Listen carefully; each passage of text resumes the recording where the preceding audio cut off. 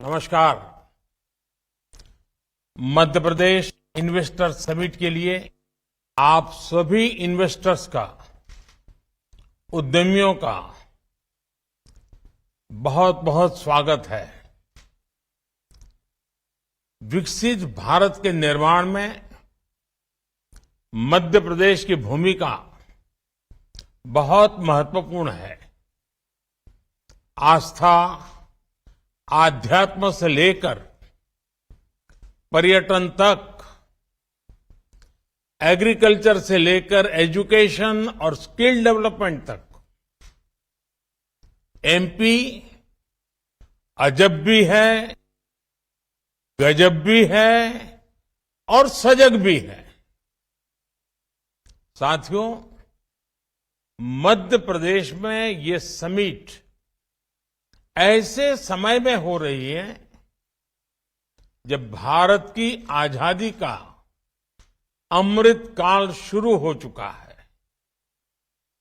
हम सभी मिलकर विकसित भारत के निर्माण के लिए जुटे हुए हैं। और जब हम विकसित भारत की बात करते हैं तो ये सिर्फ हमारी एस्पिरेशन नहीं है, बल्कि ये हर भारतीय का संकल्प है। मुझे खुशी है हम भारतीय ही नहीं, बल्कि दुनिया की हर संस्था, हर एक्सपर्ट इसको लेकर आश्वस्त दिख रहा है। Friends, the IMF sees India as a bright spot in the global economy. The World Bank says that India is in a better position to deal with global headwinds than many other countries. This is because of India's strong macroeconomic fundamentals. OECD has said that India will be among the fastest growing economies in the G20 group this year.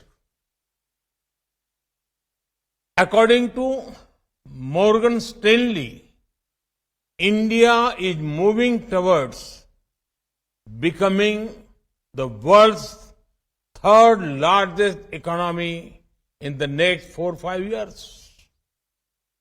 The CEO of McKinsey had said that this is not only India's decade, but India's century. Institutions and credible voices that track the global economy have unprecedented confidence in India. The same optimism is also shared by global investors. Recently, a prestigious international bank conducted a survey. They found that a majority of the investors prefer India. Today, India is receiving record-breaking FDI. Even your presence among us reflects this sentiment. Friends, this optimism for India is driven by strong democracy, young demography, and political stability. Due to this, India is taking decisions that boost ease of living and ease of doing business. Even during a once-in-a-century crisis, we took the path of reforms. India has been on the path of reform, transform, and perform since 2014. The Atmanirbhar Bharat Abhiyan has imparted greater momentum to it. As a result, India has become an attractive destination for investment.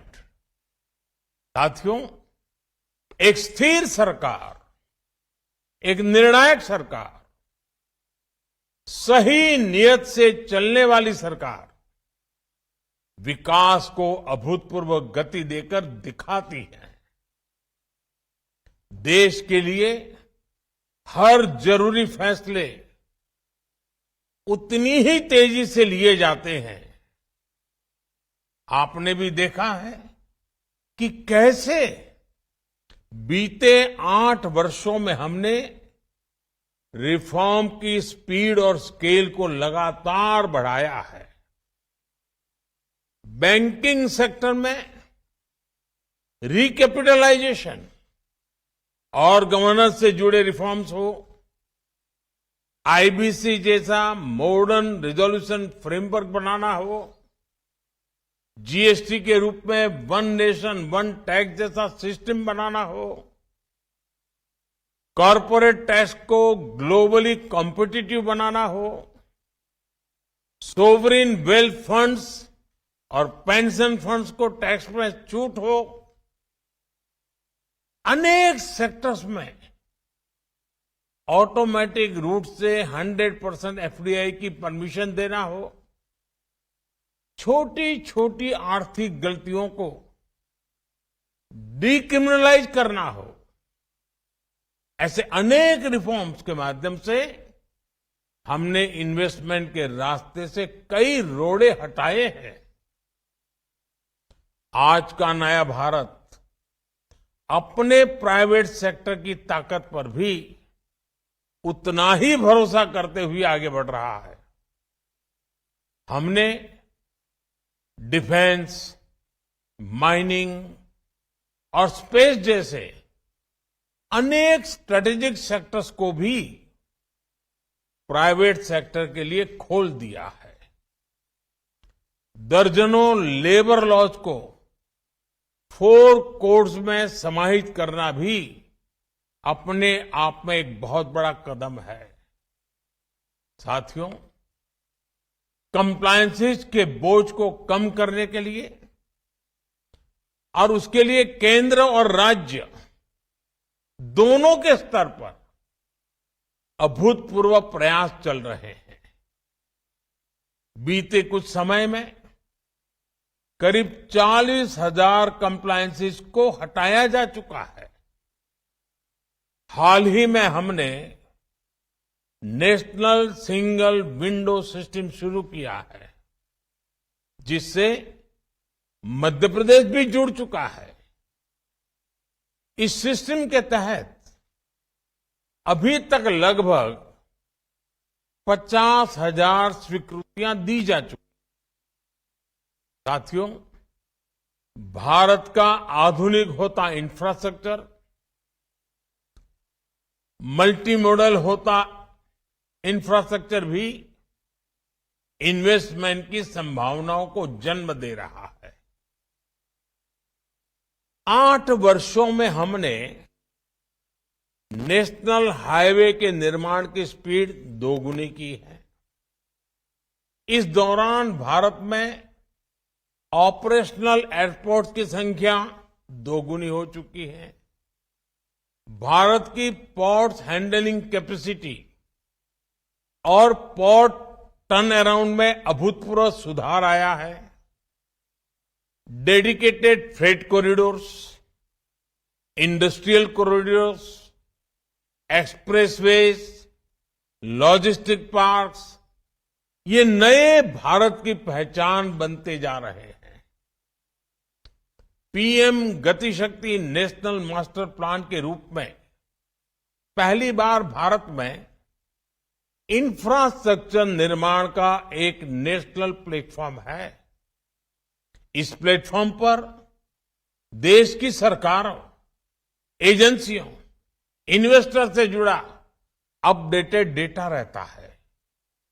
Bharat दुनिया के सबसे competitive logistic market के रूप में अपनी पहचान बनाने के लिए कमिटेड है। इसी लक्ष्य के साथ हमने अपनी नेशनल लॉजिस्टिक्स पॉलिसी लागू भी की है। साथियों, भारत स्मार्टफोन डेटा कंजम्पशन में नंबर 1 है। भारत ग्लोबल फिनटेक में नंबर 1 है। Bharat IT BPN outsourcing distribution में नंबर 1 है। भारत दुनिया का तीसरा सबसे बड़ा एविएशन मार्केट और तीसरा बड़ा ऑटो मार्केट है। भारत के बेहतरीन डिजिटल इंफ्रास्ट्रक्चर को लेकर आज हर कोई विश्वास से भरा हुआ है। ये ग्लोबल ग्रोथ के लिए कितना जरूरी है, ये आप भली भांति जानते हैं। भारत एक तरफ गांव-गांव तक ऑप्टिकल फाइबर नेटवर्क पहुंचा रहा है, वहां तेजी से 5G नेटवर्क का विस्तार कर रहा है। 5G से हर इंडस्ट्री और कंज्यूमर के लिए इंटरनेट ऑफ थिंग्स से लेकर AI तक जो भी नए अवसर बन रहे हैं, वो भारत में विकास की गति को और तेज करेंगे। साथियों, इन सारे प्रयासों से ही आज मेक इन इंडिया को नई ताकत मिल रही है। मैन्युफैक्चरिंग की दुनिया में भारत तेजी से अपना विस्तार कर रहा है। प्रोडक्शन लिंक इंसेंटिव स्कीम के तहत 2.5 लाख करोड़ रुपए से ज्यादा के इंसेंटिव की घोषणा की जा चुकी है। ये स्कीम दुनिया भर के मैन्युफैक्चरर्स में पॉपुलर हो रही है। इस स्कीम के तहत अब तक अलग अलग सेक्टर्स में लगभग 4 लाख करोड़ रुपए प्रोडक्शन हो चुका है। मध्य प्रदेश में भी इस स्कीम की वजह से सैकड़ों करोड़ रुपए का निवेश आया है। एमपी को बड़ा फार्मा हब बनाने में, बड़ा टेक्सटाइल हब बनाने में इस योजना का भी महत्व है। मेरा एमपी आ रहे इन्वेस्टर से आग्रह है कि पीएलआई स्कीम का ज्यादा से ज्यादा लाभ उठाएं।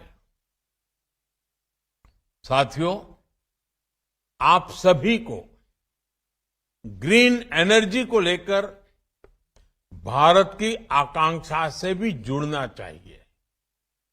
कुछ दिन पहले ही हमने मिशन ग्रीन हाइड्रोजन को स्वीकृति दी है। ये लगभग 8 लाख करोड़ रुपए के निवेश की संभावनाओं को लेकर आ रहा है। ये सिर्फ भारत के लिए ही नहीं, बल्कि ग्लोबल डिमांड को पूरा करने का एक अवसर है। हजारों करोड़ रुपए के इंसेंटिव्स की व्यवस्था इन अभियानों के तहत की गई है। आप इस महत्वाकांक्षी मिशन में भी अपनी भूमिका जरूर एक्सप्लोर करें।